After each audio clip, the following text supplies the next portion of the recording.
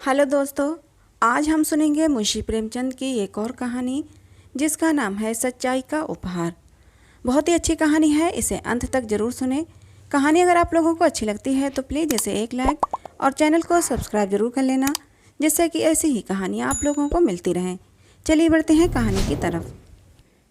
तहसीली मदरसा बराव के प्रधानाध्यापक मुंशी भवानी सहाय को बागबानी का कुछ व्यसन था। क्यारियों में भांति भांति के फूल और पत्तियां लगा रखी थीं, दरवाजों पर लताएं चढ़ा दी थीं। इससे मदरसे की शोभा अधिक हो गई थी। वो मिडिल कक्षा के लड़कों से भी अपने बगीचे के सींचने और साफ करने में मदद लिया करते थे।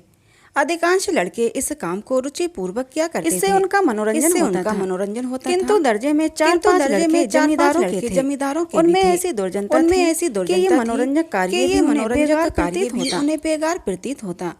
उन्होंने बाल्यकाल से आलस में जीवन व्यतीत किया था। अमीरी का झूठा अभिमान दिल में भरा हुआ था। वो हाथ से कोई काम करना निंदा की बात समझते थे। उन्हें इस बगीचे से घृणा थी। जब उनके काम करने की बारी आती तो कोई न कोई बहाना करके उड़ जाते। इतना ही नहीं, दूसरे लड़कों को बहकाते और कहते, वाह पढ़े फारसी, बेचें तेल। यदि खुरपी कुदाल ही करना था तो मदरसे में किताबों से सिर मारने की क्या जरूरत। यहाँ पढ़ने आते हैं, कुछ मजूरी करने नहीं आते। मुंशी जी उनकी इस अवज्ञा के लिए उन्हें कभी कभी दंड दे देते थे। इससे उनका द्वेष और भी बढ़ता था। अंत में यहाँ तक नौबत पहुंची कि एक दिन उन लड़कों ने सलाह करके उस पुष्प वाटिका को विध्वंस करने का निश्चय किया।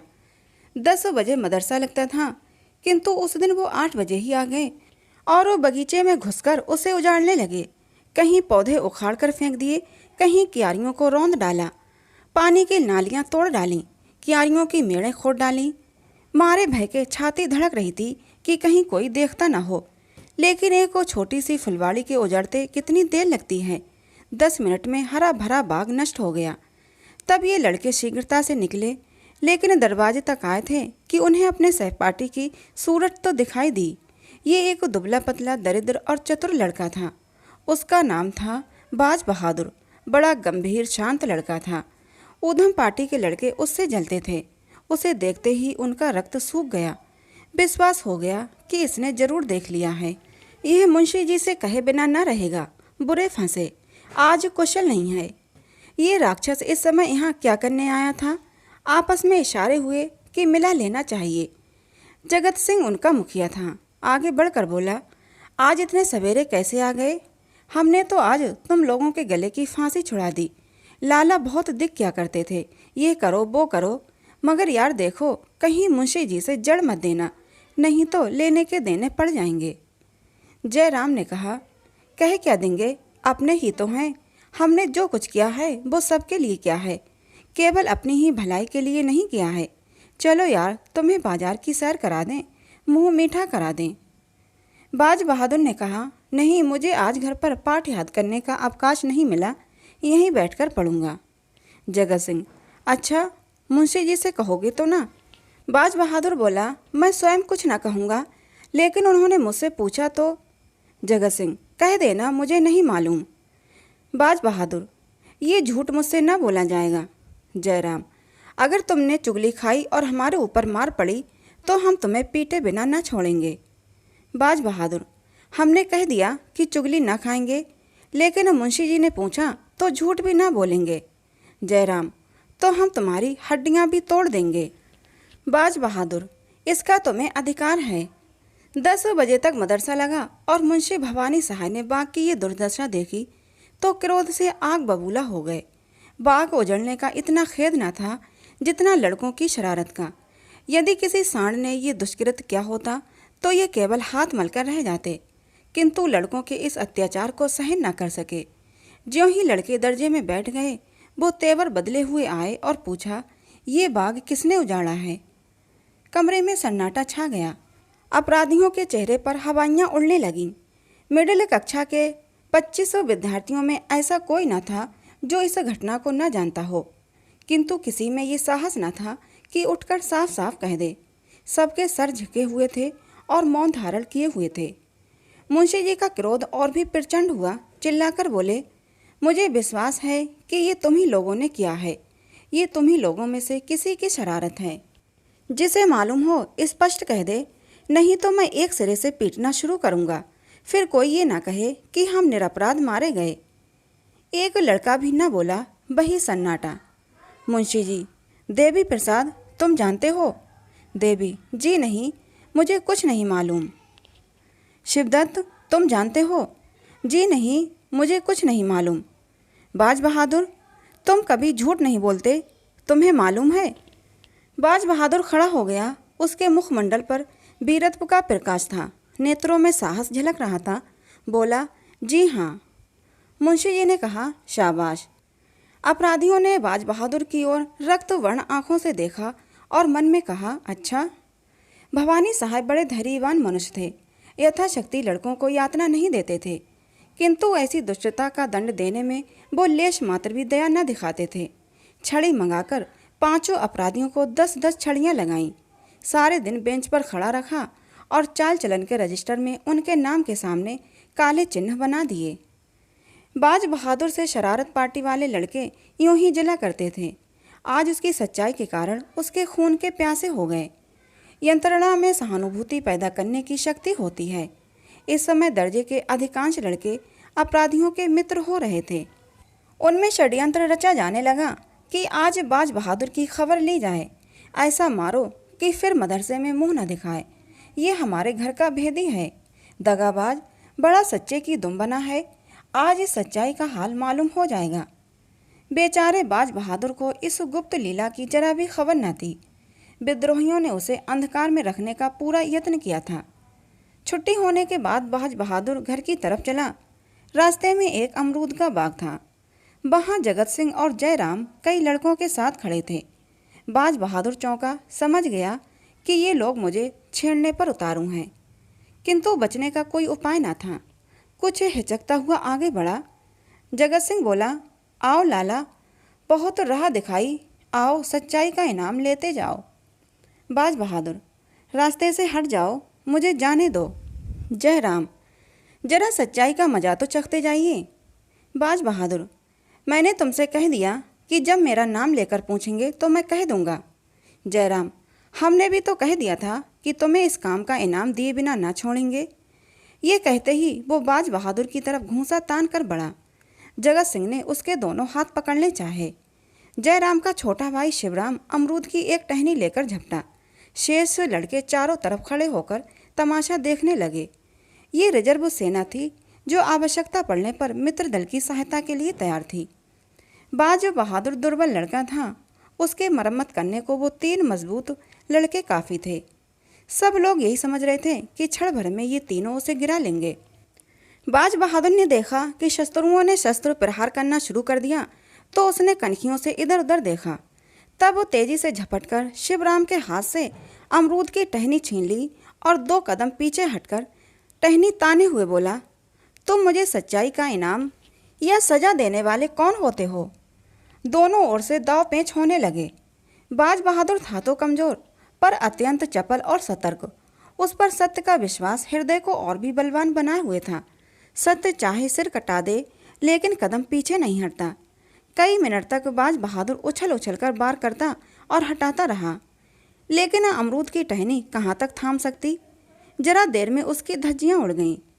जब तक उसके हाथ में वो हरी तलवार रही, कोई उसके निकट आने की हिम्मत न करता था। निहत्था होने पर भी वो ठोकरों और घूंसों से जवाब देता रहा, मगर अंत में अधिक संख्या ने विजय पाई। बाज बहादुर की पसली में जयराम का एक घूंसा ऐसा पड़ा कि वो बेदम होकर गिर पड़ा। आंखें पथरा गईं और मूर्छा सी आ गई। शत्रुओं ने ये दशा देखी तो उनके हाथों के तोते उड़ गए। समझे इसकी जान निकल गई, बेतहाशा भागे। कोई 10 मिनट के पीछे बाज बहादुर सचेत हुआ। कलेजे पर चोट लग गई थी, घाव ओछा पड़ गया था, जिस पर भी खड़े होने की शक्ति न थी। साहस करके उठा और लंगड़ाता हुआ घर की ओर चला। उधर ये विजयी दल भागते भागते जयराम के मकान पर पहुंचे। रास्ते ही में सारा दल तितर बितर हो गया था। कोई इधर से निकल भागा, कोई उधर से। कठिन समस्या आ पड़ी थी। जयराम के घर तक केवल 3 सुदृढ़ लड़के पहुंचे। वहां पहुंचकर उनकी जान में जान आई। जयराम, कहीं मर न गया हो, मेरा घूंसा खूब बैठ गया था। जगत सिंह, तुम्हें पसली में नहीं मानना चाहिए था। अगर तिल्ली फट गई होगी तो ना बचेगा। जयराम, यार मैंने जान के थोड़ी ही मारा था, संयोग ही था। अब बताओ क्या किया जाए। जगत सिंह, करना क्या है, चुपचाप बैठे रहो। जयराम, कहीं मैं अकेला तो ना फंसूंगा। जगत सिंह, अकेले कौन फंसेगा, सबके सब साथ चलेंगे। जयराम, अगर बाज बहादुर मरा नहीं है तो उठकर सीधे मुंशी जी के पास जाएगा। जगत सिंह, और मुंशी जी कल हम लोगों की खाल अवश्य उधेड़ेंगे। जयराम, इसीलिए मेरी सलाह है कि कल से मदरसे जाओ ही नहीं, नाम कटा के दूसरी जगह चले चलें, नहीं तो बीमारी का बहाना करके बैठे रहें।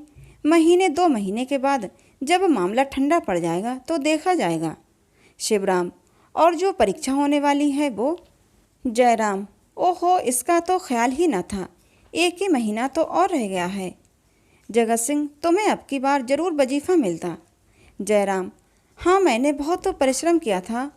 तो फिर। जगत सिंह, कुछ नहीं, तरक्की तो हो ही जाएगी, वजीफे से हाथ धोना पड़ेगा। जयराम, बाज बहादुर के हाथ लग जाएगा। जगत सिंह, बहुत अच्छा होगा, बेचारे ने मार भी तो बहुत खाई है। दूसरे दिन मदरसा लगा। जगत सिंह, जयराम और शिवराम तीनों गायब थे। बली मोहम्मद पैर में पट्टी बांधे आए थे, लेकिन भय के मारे बुरा हाल था।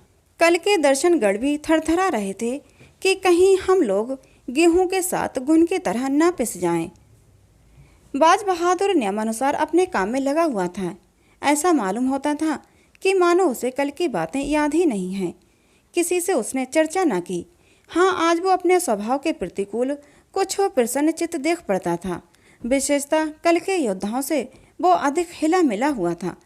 वो चाहता था कि ये लोग मेरी ओर से निशंक हो जाएं। रात भर की विवेचना के पश्चात उसने यही निश्चय किया था, और आज जब संध्या समय वो घर चला तो उसे अपनी उदारता का फल मिल चुका था। उसके शत्रु लज्जित थे और उसकी प्रशंसा करते थे। मगर ये तीनों अपराधी दूसरे दिन भी ना आए। तीसरे दिन भी उनका पता न था। वो घर से मदरसे को चलते, लेकिन देहात की तरफ निकल जाते। वहाँ दिन भर किसी वृक्ष के नीचे बैठे रहते अथवा गुल्ली डंडे खेलते। शाम को घर चले आते। उन्होंने ये पता लगा लिया था कि समर के अन्य सभी योद्धागण मदरसे आते हैं और मुंशी जी उनसे कुछ नहीं बोलते, किंतु चित्त से शंका दूर न होती थी। बाज बहादुर ने जरूर कहा होगा, हम लोगों के जाने की देर है, गए और बेभाव की पड़ी। यही सोचकर मदरसे जाने का साहस न करते थे। चौथे दिन प्रातःकाल तीनों अपराधी बैठे सोच रहे थे कि आज किधर चलना चाहिए। इतने में बाज बहादुर आता हुआ दिखाई दिया। इन लोगों को आश्चर्य तो हुआ, परंतु उसे अपने द्वार पर आते देखकर कुछ आशा बंध गई। ये लोग अभी बोलने भी न पाए थे कि बाज बहादुर ने कहा, क्यों मियाँ, तुम लोग मदरसे क्यों नहीं आते? 3 दिन से गैर हाजिरी हो रही है। जगत सिंह, मदरसे क्या जाएं, जान भारी पड़ी है, मुंशी जी एक हड्डी भी न छोड़ेंगे। बाज बहादुर, क्यों बली मोहम्मद, दुर्गा सभी तो जाते हैं, मुंशी जी ने किसी से कुछ नहीं कहा। जयराम, तुमने उन लोगों को छोड़ दिया होगा, लेकिन हमें भला तुम क्यों छोड़ने लगे? तुमने एक एक की 3-3 जड़ी होंगी। बाज बहादुर, आज मदरसे चलकर इसकी परीक्षा ही कर लो। जगत सिंह, ये झांसे रहने दीजिए, हमें पिटवाने की चाल है। बाज बहादुर, तो मैं कहीं भागा तो नहीं जाता? उस दिन सच्चाई की सजा दी थी, आज झूठ का इनाम दे देना। जयराम, सच कहते हो, तुमने शिकायत नहीं की? बाज बहादुर, शिकायत की कौन बात थी? तुमने मुझे मारा, मैंने तुम्हें मारा। अगर तुम्हारा घूंसा न पड़ता तो मैं तुम लोगों से रण क्षेत्र से डरकर न भागता। आपस के झगड़े की शिकायत करना मेरी आदत नहीं है। जगत सिंह, चलूँ तो यार, लेकिन विश्वास नहीं आता, तुम हमें झांसे दे रहे हो, कचूमन निकलवा दोगे। बाज बहादुर, तुम जानते हो झूठ बोलने की मेरी आदत नहीं है। ये शब्द बाज बहादुर ने ऐसी विश्वासपादक रीति से कहे कि उन लोगों का भ्रम दूर हो गया। बाज बहादुर के चले जाने के पश्चात तीनों देर तक उसकी बातों की विवेचना करते रहे। अंत में यही निश्चय हुआ कि आज चलना चाहिए। ठीक 10 बजे तीनों मित्र मदरसे पहुंच गए, किंतु चित्त में आशंकित थे। चेहरे का रंग उड़ा हुआ था। मुंशी जी कमरे में आए। लड़कों ने खड़े होकर उनका स्वागत किया। उन्होंने तीनों की ओर तीव्र दृष्टि से देखकर केवल इतना कहा, तुम लोग 3 दिन से गैर हाजिर हो। देखो, दर्जे में जो इम्तिहानी सवाल हुए हैं उन्हें नकल कर लो। फिर पढ़ाने में मगन हो गए। जब पानी पीने के लिए लड़कों को आधे घंटे का अवकाश मिला तो तीनों मित्र और उनके सहयोगी आपस में जमा होकर बातें करने लगे। जयराम: हम तो जान पर खेलकर मदरसे आए थे, मगर बाज बहादुर है बात का धनी। वली मोहम्मद: मुझे तो ऐसा मालूम होता है वो आदमी नहीं है, देवता है। ये आंखों देखी बात न होती तो मुझे कभी इस पर विश्वास न आता। जगत सिंह: भलमनसी इसी को कहते हैं। हमसे बड़ी भूल हुई कि उसके साथ ऐसा अन्याय किया। दुर्गा: चलो उससे क्षमा मांगें। जयराम: हाँ, तुमने खूब कही, चलो आज ही उससे क्षमा मांगें। जब मदरसा बंद हुआ तो दर्जे के सब लड़के मिलकर बाज बहादुर के पास गए। जगत सिंह उनका नेता बनकर बोला: भाई साहब, हम सब के सब तुम्हारे अपराधी हैं। तुम्हारे साथ हम लोगों ने जो अत्याचार किया है उस पर हम हृदय से लज्जित हैं। हमारा अपराध क्षमा करो। तुम सज्जनता की मूर्ति हो, हम लोग उजट, गंवार और मूर्ख हैं। हमें अब क्षमा प्रदान करो। बाज बहादुर की आंखों में आंसू आए और बोला: मैं पहले भी तुम लोगों को अपना भाई समझता था और अब भी वही समझता हूँ। भाइयों के झगड़े में क्षमा कैसी? सबके सब उससे गले मिले। इसकी चर्चा सारे मदरसे में फैल गई। सारा मदरसा बाज बहादुर की पूजा करने लगा। वो अपने मदरसे का मुखिया, नेता और सिरमौर बन गया। पहले उसे सच्चाई का दंड मिला, अब की सच्चाई का उपहार मिला। तो दोस्तों, ये थी मुंशी प्रेमचंद की कहानी सच्चाई का उपहार। ये कहानी आपको कैसी लगी कमेंट बॉक्स में ज़रूर बताना। अच्छी लगी हो तो प्लीज़ इसे एक लाइक और चैनल को सब्सक्राइब जरूर कर लेना, जिससे कि ऐसे ही मनोहर कहानियाँ आप लोगों को मिलती रहें। मिलते हैं अगली किसी नई कहानी में।